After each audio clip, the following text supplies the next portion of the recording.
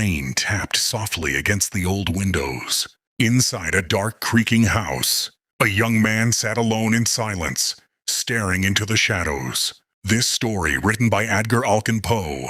The Tell-Tall Heart. "I'm not crazy," he whispered.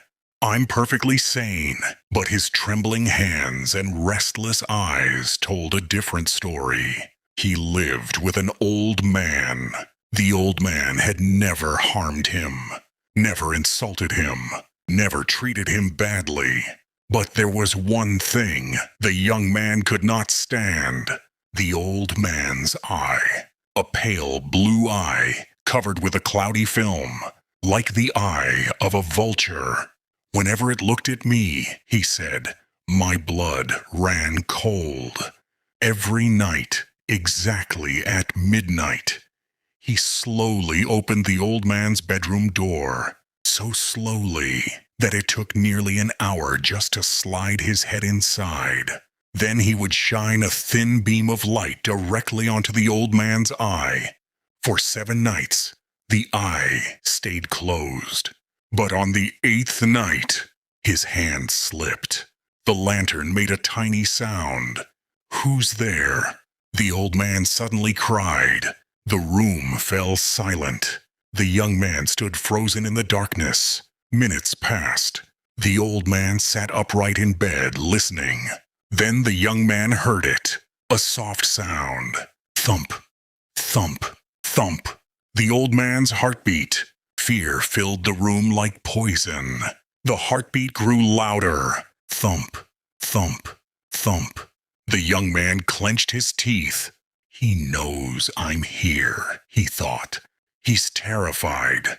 The sound became unbearable. Louder, louder, louder. Suddenly, the young man screamed and rushed into the room. The old man let out one horrifying shriek before he was dragged to the floor. The young man threw the heavy mattress over him and held it down. The heartbeat continued for a few seconds, then stopped. Silence. Only the rain remained. The young man smiled in the darkness. "It's done." Carefully, he cut the body apart and hid the pieces beneath the wooden floorboards. No blood, no evidence, nothing left behind. At 4 a.m. there was a knock at the door. Bang, bang, bang. Police officers. A neighbor had heard a scream. The young man calmly welcomed them inside. "Please," he said with a smile, "search wherever you like." Confident and relaxed, he even placed his chair directly above the hidden body. The officers talked casually. The young man laughed with them. But then, he heard something. A faint sound. Thump, thump, thump. His smile faded. The sound grew louder. Thump, thump, thump. Sweat rolled down his face. The officers continued chatting as if nothing was wrong. But the heartbeat kept growing.